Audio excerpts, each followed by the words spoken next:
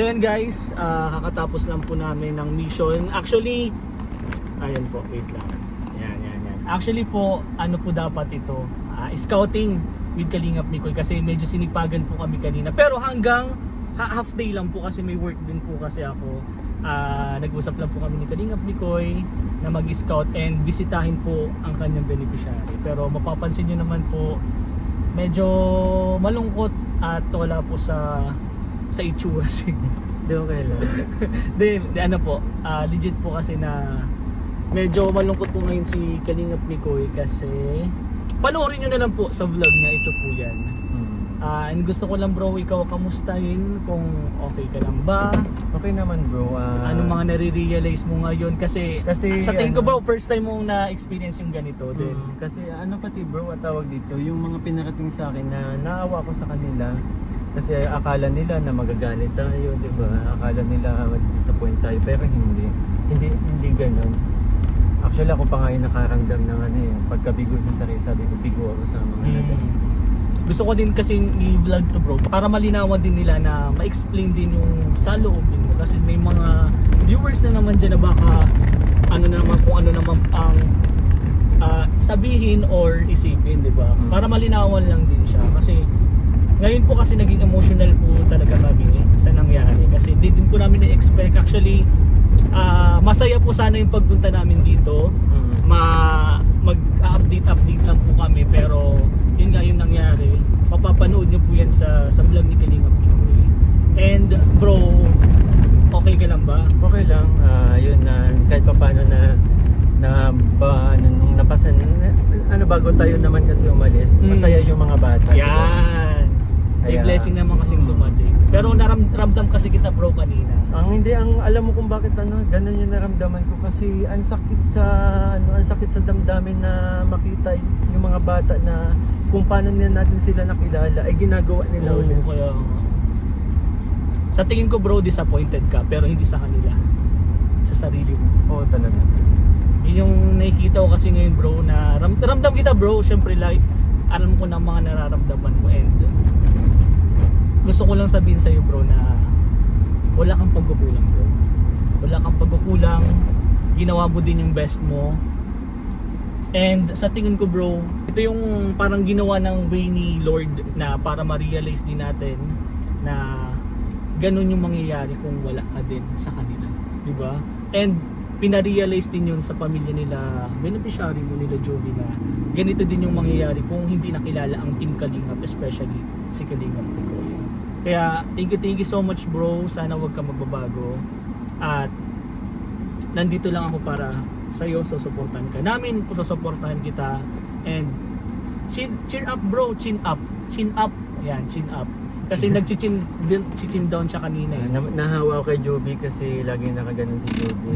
Pero tawag dito, gusto ko lang din bro magpasalamat sa'yo sa pagsama sa akin, diba? Of course bro, di ba nasabi naman ako sa'yo bro kapag hindi talaga kaya ng schedule ko and naghihingi din ako ng pasensya na hindi lahat talaga o hindi lagi ako nakakasama sa inyo and madami din nagtatanong bro baka ma-disappoint sila sa akin kaya pasensya na bro and alam na aware naman sila na nagtatrabaho ka, may trabaho ka bukod sa sa pagiging kalingap mo, may trabaho ka din kasi may binubuhay kang pamilya. Yes po, of course po. Yun bro, maraming salamat and yun sa panoorin nyo na lang po yung vlog na i-upload ko po. Ayun. Pwede ka na bro, dyan umangkas, may biyahe dyan papuntang Daet. Sige. Joke lang. Bibili mo na po kami ng tubig. Good vibes lang guys. Gusto ko lang din sabihin dito kay Kalingap Mikoy na wag siyang masyadong ma-stress. Kasi na-stress na to kanina pa eh. Doon pagpunta pa lang po namin, na nalaman po namin na ganun yung nangyari sa mga bata doon sa pamilya na yun. Kasi may pasok sila, hindi nakapasa, diba? Kaya yun, and ano na din kasi tawag dito, masyado din ako naging kampante, gawa ng, sabi ko may pinagkukunan, yun. Kaso yun nga, napakabilis ng pangyayari and hindi ko naman sila masisisi. And Yun ang pinaka ano ko. Ayoko kasi maramdaman nila yung gano'n nga. Yung kaya ako naiyak kanina, bro.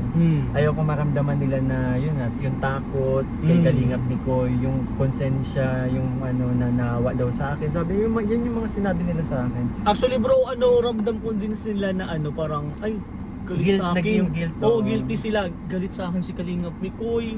Natatakot sila bro sa'yo. Hindi gano'n. Hindi tayo Hindi ganun. naman ganun. Actually, Kasi nalungkot ka pa nga bro. Mahal ko yung mga bata mahal ko yung mga bata kaya hindi ko din talagang hindi ko maiwasang hindi maging emotional kanina. Lalo na si Joby, di ba? Kaya kasi nung unang beses pa lang na makilala natin siya, umiyak na siya sa atin. Kanina bro, nakita Lalo ko na- uli yung takot ni Joby.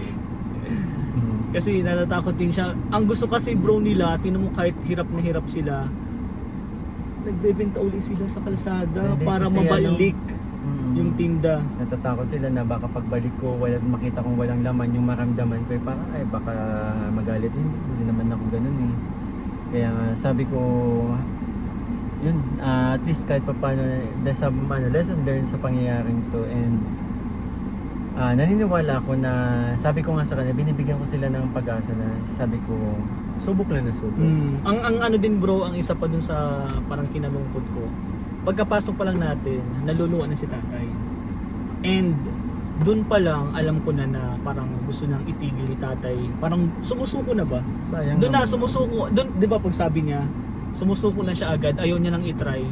Pero yun nga sabi ni Kalingap, nakakaparod talaga to. Ang galing kasi nito, sabi niya, patuloy lang. Pwede pa nating i-try. Try and try lang. Kaya ang galing nakakaparod ka bro. Grabe. Kalingap ni Koy. Saluda ako sa iyo. Kaya wag ka magbabago bro. Wag ka magbabago. Alam ko gutom ka na. Hipon. Wait lang. And guys, bumili pa talaga ng tinapay. And tubig. Thank you so much Kalingap ni Koy. Thank you bro. Ay, ito yung paborito mo. Na-discover pa ito ni Kalingap Mikoy nung pag-scout namin kay Kila Joby. Ay, hindi. Nung kay Jomar. Ay, yung nag-scout tayo. Yung kay nanay na umiinom. Ay, oo. Ang pampalakas niya ay alak. Beer. Beer. Yan. Nice. Let's go. Ayun bro, ingat ha. Guys, hinatid ko na po si Kalingap Mikoy. Mamats bro, I love you bro. Love you bro. Sige bro, ingat. Ingat bro. Pupunta na po yan. Salamat, Ingat sa salamat. sa pupuntahan mo. Pahinga ka muna. Oo. And then edit. Alam mo, pagod ka na naman. Productive guys. Hanggang alas 12 lang kami pero napaka-productive po. Tinapay. Paborito, alam mo pa. Sa'yo na yan. Paborito ko pa kasi tinapay. Sabay po. Ayun guys, nahatid na po natin si Kalingap Mikoy. Ano bro, yan lang? Wala ka na ibang naiwan? Yeah. Thank you bro. Message ka na lang pag may kailangan or ganap. Ano? Bro. Ano? Bro, salamat. Mami na iwan ka. The best ka talaga. The best ka bro, thank you. Ayun guys, solo na naman po ako. Success guys, lahat po ng vlog namin ngayon. Thank you so much. Napaka-supportive ni Kalingap Mikoy. And syempre, susuportahan po natin yan, lalo na po sa mga charity vlogs. So, ayun guys, gusto ko lang pong sabihin sa inyo na gusto ko lang po magpasalamat sa inyo na lagi po kayo nakasuporta po. Support lang po tayo sa lahat. Iba-iba man po yung love team yan or tandem. Support lang po tayong lahat. One Kalingap, one family guys. Kaya salamat po and sobrang nararamdaman ko po yun. Sana wag po kayong magbago. And love lang guys. Happy lang po tayo lagi dapat. So ayun po, uwi na po tayo. And kailangan na po natin muna magpahinga. Kasi simula umaga po alas 4 po ng umaga is gising na po tayo.